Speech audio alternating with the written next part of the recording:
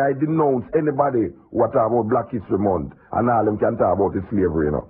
I denounce that. You know, see it. If we're talking about history, Black History Month, everybody have them contribution. Everybody have them contribution to world history. We as African people must understand and know what contribution we make in that world history. So nobody can come tell me about Black History Month is for Americans. Because the same boat that carry black people go America is the same boat that carry them come to Jamaica. It's just that them drop off some at Plymouth Rock and drop off some in a Kingston and at these places. So the guy don't come tell me come like him want to separate the whole context. You know, see, we have to understand the contribution. Just like how we know the contribution made by Europeans to world history, we have to understand what is the contribution that was made by African people in world history. And black history, all black history is saying, look here, make we look on the contribution that was made and say, oh, this contribution can be made relevant to our present situation. That is all it is saying. You know, see it. Black history is about reflecting on the contribution that African people made to world history in order to put it into its perspective and to see how we can best use that historical knowledge to further ourselves. Knowing that in our time before slavery, we were scientifically, technologically advanced, that we could go into Europe and share knowledge with Europeans. Because that is written in history. And if these guys don't know that before slavery, Africans was going into Europe to share knowledge in Europe. That is what we were doing until slavery came and halted the progress of African technologically, socially, politically, and historically. Slavery is that part of history that halted the progress of Africa. And then the underdevelopment of Africa come through economic capitalism. So we are saying now that we are moving now into, we are going back to the future. Going back to the future now, where we are now looking on future things that will happen and saying now that we are going to draw from our past, the greatness that is us, to now reconcile ourselves with world history by knowing that we is part of that human family. We are part of that human family that has contributed a lot, but it was wiped out of our psyche by 400 and odd years of the most devastating cruelty that man has known and has perpetrated against man, and that is chattel slavery. So we're not delving on slavery, but we want to tell you that slavery have a lot to do with where we are today as a people and how we think as a people. And the only way we're going to come out of that slavery mentality is to understand that we had a time before that. We have a time before slavery. That is the only way we're going to come out of it. If we keep delving that 400 years in a slavery and feel that is it. No, we had a time before that. Or as a matter of fact, we had thousands of years of high technological advancement. That is why them could have come look on you and tell you say the Egyptians wasn't black. Because them don't want to make sure you say the African black people contributed to world history. That even today, the pyramids that are built, because them can't understand how the pyramids was built. Two things. To deny the power of the black people. It's two things them do about the pyramids. One, because them can't understand it, them tell you say spaceman make it. That's the first thing them tell you. Boy, since it's not white people make it, it couldn't black people make it. So it must space people make it. Two, if it's Egyptians make it, them wasn't black. That is the truth. That is the basis of them argument, you know. That is the basis. And them have black people who fall prey to these things. Them have black people who tell you say, well, it's some extraterrestrial being come down, come build the pyramid them. And then if them not tell them say, oh, but the Egyptians weren't really black. Because them don't want to show you that black people make a contribution to world history through science and technology. Because them have us to believe that we're done with sports and singers. We are only sports people and singers. You know, see it? Because the opportunities that were supposed to be there is not there now, and we have to struggle for those opportunities. So we want to touch, if it's even half hour, Ivan Van Sertima, to really clarify a lot of things that we have been saying. And Ivan Van Sertima is a scientist. Ivan Van Sertima talking about the African presence in world history, and I mean, some serious thing the man has talked about, you know. I mean, like, this is scientific anthropological evidences that the man talking about now. This is not a little Rastaman from Jamaica talk. So I don't know if these guys can challenge what this man has said, because as the man say, he was asked to come and commission to rewrite history, you know, reevaluate what certain things supposed to be factual or fiction in history. But there's some serious thing I'm talking about. Even the hieroglyphic scripts, you know, there were much scripts exist in Africa before it even exists in Europe, you know. And we know that the Ethiopians, the Nubians were Ethiopians because the Nubians occupied Egypt. Civilization went into Egypt by way of Nubia. The original Egyptians were Nubians, black African people. Not where they might tell you about say black African. Egyptians wasn't black. Egyptians was black, Jesse black people. Just like when they talk about Bantu people. You have mixtures of Bantus in Egypt. So, it's not one type of people was in Egypt. And then you have a set of people named the Ixos who invade Egypt. And then we can start to dismantle up the dynasties of the pharaohs, the dynasty of Egyptian reality. But there was a civilization even in Egypt before the Pharaoh dynasty. Before the Pharaoh dynasty, when I'm saying about 3,000 years of Pharaoh, 3,000 years BC of Pharaoh dynasties, right? But before that, you did have civilization existed in Egypt, right? And this civilization, these people who started people Egypt came out of Nubia, and these Nubians came out of geographically what is now called Ethiopia. Why we have said that now? We have said this to say this, that when we look at what Ivan Van Sertima is talking about, can you imagine if they was teaching these things in schools? Can you imagine if we had known these things, how important it would be for us to have a more higher esteem of ourselves based upon our cultural past, our historical past? Now that the anthropologists and the archaeologists is finding evidence of African presence in all of these countries, in Japan, in China, in Europe, you know, the African presence is so dominant, even in the Americas here. By way of, you know, 1,000 years before Columbus came here, the Africans was coming across the Atlantic Ocean. You know, now that we know all these things, now that we know that history is not totally white, but history is also African also Asiatic also.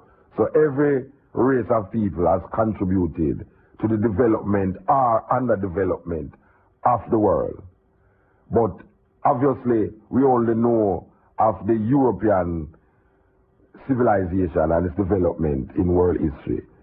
Now that we know these things, it is incumbent on us to use this knowledge to further our understanding of what life is supposed to be based upon an African-centered perspective.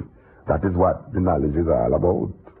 The Egypt of today, occupied right now by the people them who call themselves Egyptians, is not the same type that occupied Egypt at the time of the pyramids. The man is showing you now that it is categorically proven by the melanin in these pharaohs that that period of Egypt was black Africans. I want to play it again. I want to play it again, you know, because we know that. We know that. When the man tell you now, say, the Egyptians wasn't really black as such. What period of Egyptian history I'm talking about? Because Egyptian history get cut off by an invasion. There was a time when Egypt was invaded. But the man I show you now of the type of Africans that build Egypt is Ethiopian, Nubian Africans that build Egypt. Ethiopian, Nubian Africans build Egypt. That is the type what we are talking about. Black Africans who build the pyramids, who were the pharaohs in Egypt. What these guys don't know. Them are going to run up their mouth about things that them don't know about. We are not saying that all of Egypt of every time was black, because we understand the invasions that take place. But we are saying that to say that is not black people build the pyramids, you know, because you don't want to accept that there was a time when black people, black African, Ethiopian, Nubian, Egyptian people build the pyramid. You know, see, them don't want to tell you that. Them tell you about Egypt after the invasion. You know, see, after the invasion, we crumble the dynasties of the Egyptians, that is, of the Pharaoh, that is what them tell you about. Just like how them tell you about Jamaican people. You know, see, if a cow born in a pig pen and don't know same as a cow, because them get oriented in a pig pen. Because him don't know same as a cow, is not a cow. Eh? Tell me that. Because a cow born where him not supposed to born, and him don't know that him is a cow, it means him is not a cow. Because Ashanti, same as Ashanti, and him don't know of, make we say, the Zulus, or him don't know of, make we say, the Ethiopians. Because the Ashanti don't know the presence of Ethiopians, or the presence of, it means him is not an African. Because him don't know of them presence. When we know say Africa is a continent, Africa is a continent, not a country. Learn that the first thing you have to understand. You have to know to separate a country from a continent. That's like how we know, say, Germans, we know that the French, we know that the Finnish, we know that the Swiss, we know that all of these people, Italians, are Europeans. But we talk by them, by their country, their nationality is German. But we know that on a broader level, what connect the Germans, what connect the French, what connect the Italians, the Greek, the Finnish, and all these people is that the whole of them is Europeans. So, what connect the Ghanaians? What connect the Nigerians? What connect the Ethiopians? What connect the Egyptians? Is that the whole of them is African. And we part of that. We part of that. I know the descendant of Africa, you know. I am African, I know descendant. I know descend from somebody, you know. I am the somebody. It's important, therefore, to understand what periods are African.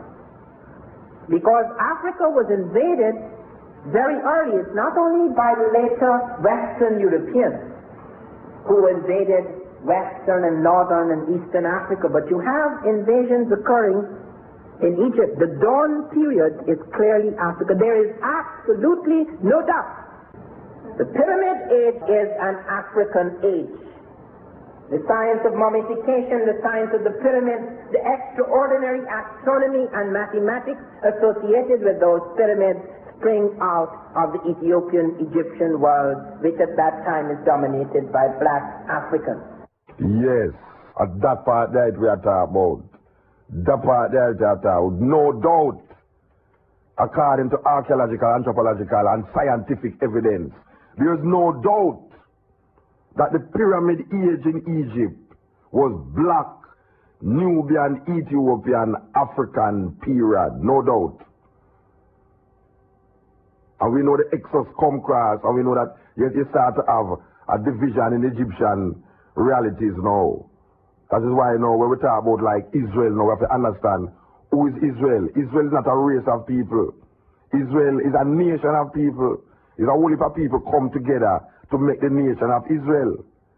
You know, see, Israel is not a pure, what would I call a pure set of people. Like we would have like the Nubians descended from Ethiopians.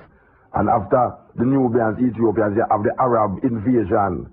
The Arab invasion of Africa changed the face of Africa. The Arab invasion of Africa changed the face of Africa. Because this is the time now when a whole heap of slavery start, whole heap of things start to happen in Africa. In terms of the study of mummies, Sheikh Anthony invented a chemical process which could test melanin in the skin of mummies, and in the Museum of Man, all the mummies tested with that chemical process, which is now accepted in the United States, showed a level of melanin that clearly established those are not European types. The Pyramid Age, therefore, is an African age.